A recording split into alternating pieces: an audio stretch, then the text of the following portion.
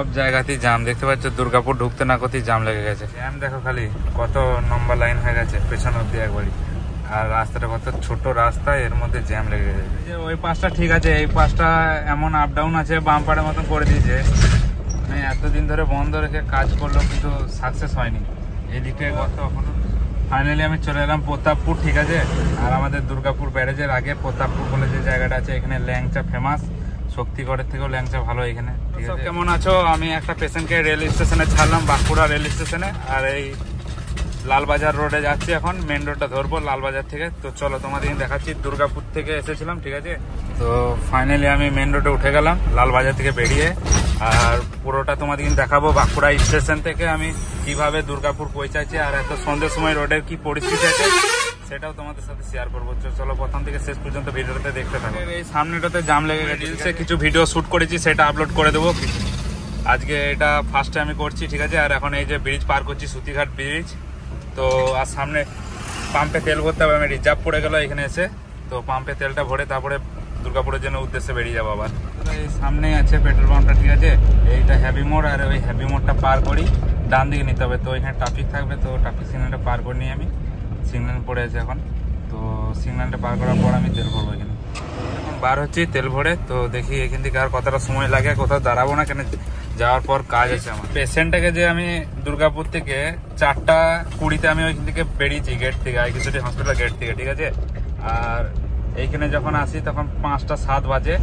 রাস্তা হয়েছে তোমার 65 কিলোমিটার রাস্তা হয়েছে দুর্গাপুর আইকিউসিটি থেকে স্টেশন, ঠিক আছে। তো এতটা রাস্তা, আর এই সন্ধ্যাবেলায় বুঝতে পারছো বড়জোড়া কেমন জাম থাকে, বেলিয়াতোর জাম থাকে।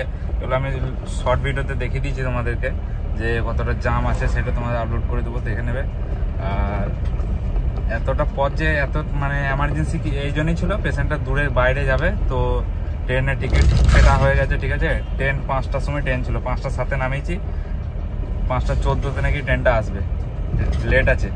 তো তার জন্য ট্রেনটা পেয়ে গেলো, আর অনেকটা ট্রেনে আসতে হলো। তো ওই জন্য কিছুটা ভিডিও আমি ভালো করে করতে পারিনি। তো চলো দেখি এখন বাড়ি ফেরার পথে কতটা কি করতে পারি, আর তোমাদেরকে সাথে দেখাচ্ছি। ভিডিওতে তোমরা কন্টিনিউ থাকবে পুরো ভিডিওতে। তো চলো, তোরা এতটা সময় যে কত ঘন্টা টাইম লাগলো সেটা তোমরা কমেন্টে জানাবে, ঠিক আছে। আর বাঁকুড়ার মতন রোডে যদি এই টাইমটা লাগে, ঠিক আছে, তো হাইওয়েতে আরও আশা করি টাইমটা কম লাগবে। এখানে হাইওয়েতে স্ট্রেট থাকে, আর এর মধ্যে যে টার্নিং আর ভিড়ভাড়টা, তার মধ্যে রাস্তাটাও খারাপ, ঠিক আছে। অনেক গর্ত আছে, অনেক রোড অনেক জায়গাতে গর্ত আছে। তো ওই জন্য সব বাঁচিয়ে চালিয়ে আসতে হচ্ছে। গাড়িকেও তো বাঁচাতে হবে, শুধু পেশেন্টকে বাঁচাতে হবে না, গাড়িটাকেও বাঁচাতে হবে। এখানে এই গাড়িটা নিয়ে সব কিছু করছি। তো চলো এখন দেখি বেলিয়াতরের কাছাকাছি, এখন বেলিয়াতর বলছি মাকুড়গ্রাম ঢুকবো। এরপর ফাইনালি মাকুড়গ্রাম ঢুকছি, ঠিক আছে। ওইখান থেকে 10 মিনিট লাগলো যেখানটাতে ছিলাম। তো এখন মাকুড়গ্রাম পার করছি, মাকুড়গ্রামের বাজার, ঠিক আছে। চৌমাথা ছোট্ট করে একটা আছে, এই সেই জায়গা। মাকুড়গ্রাম পার করার পর যে হোটেলগুলোতে আমরা দাঁড়াই, এইখানে বাঁ দিকে হোটেল আছে, ডান দিকে হোটেল আছে। বেশিরভাগ বাঁ দিকে হোটেলটাতেই দাঁড়াতাম আমরা যখনই আসতাম এদিকে। তো আজকে তো সেরকম টাইম হয়নি, 6টা বাজেনি মনে এখনো পর্যন্ত, 5টা 5:30 বাজছে। তো টাইমটা দেখি নেই। তো চলো দেখি এখান থেকে আর কতক্ষণ সময় লাগে। আর যাওয়ার পর অনেকটা কাজ আছে, সেই কাজে যেতে হবে, তাই আমি দাঁড়াচ্ছি না কোথাও, কন্টিনিউ যাচ্ছি, ঠিক আছে।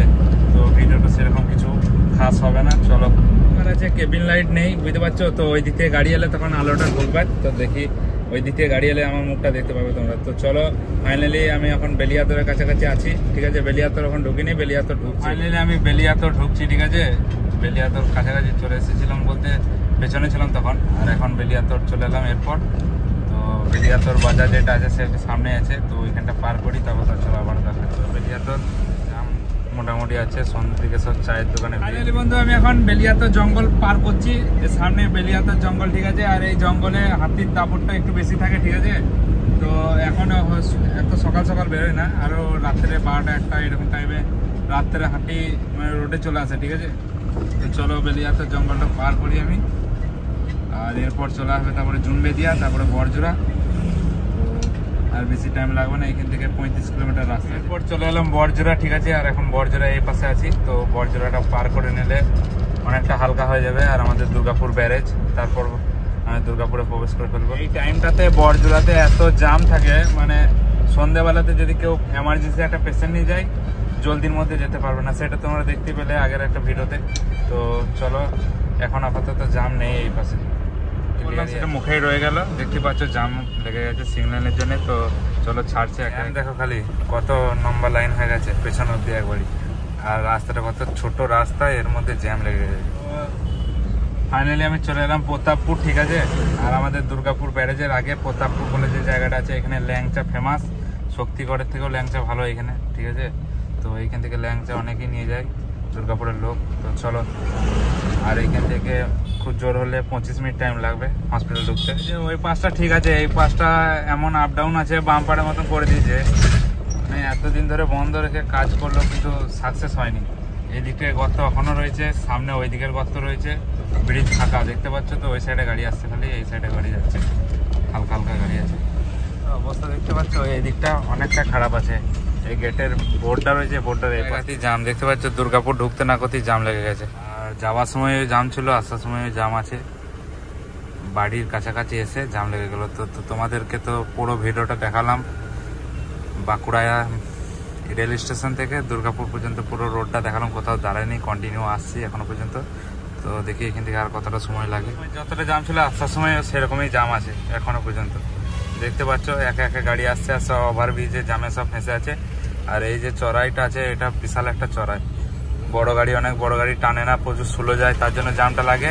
আর এই বাজার বাঁ দিকে চলে যাচ্ছে, দুর্গাপুর বাজার। চাপ আছে যে ওই রোডটা, করঙ্গপাড়া রোডটা যদি এরকম করে তাও অনেকটা বেটার হয়। তো এটা আমাদের কারখানার রোড, শিবশক্তি কারখানা যেটা আছে। তো কারখানা গা হয়ে আমি ডান দিকে নিয়ে নেবো একবারই এমএমসি মেন রোড ধরে নেবো। এমএমসি রোডটা দারুণ রোড।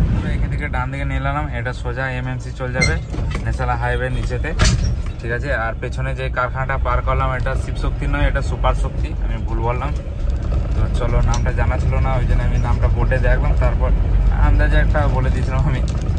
চলো, এটা আমাদের এমএমসি মেন নিচে ফ্লাইওভারে ক্রস করবে। আর এটা সোজা একবারই গভর্নমেন্ট কলেজের কাছে উঠবে, ডিগ্রি কলেজের কাছে। চলো, রোড হচ্ছে ওপরে যেটা যাচ্ছে, ঠিক আছে। এরকম রোড পেলে তো মানে 1.5 ঘন্টা রাস্তা 1 ঘন্টায় হয়ে যাবে, ঠিক আছে। যে ফ্লাইওভারটা যাচ্ছে ওপরে, এটা ন্যাশনাল কলকাতা দিল্লি কলকাতা রোড। তো এখানে পানি সবসময় থাকে, এখানে মানে দু সাইডে ডাউন, তারপরে ঝর্নার মতন একটা সিন আছে পেছনে। তো চড়াই থেকে এই বৃষ্টিটা আসে এইদিকে। তো এটা সবসময় এরকমই থাকে কন্টিনিউ। এটা আমাদের এমএমসি গোলাই, প্রথম গোলাই। ফাইনালি আমি এখন আইকিসিটি রোড চলে এলাম, ঠিক আছে।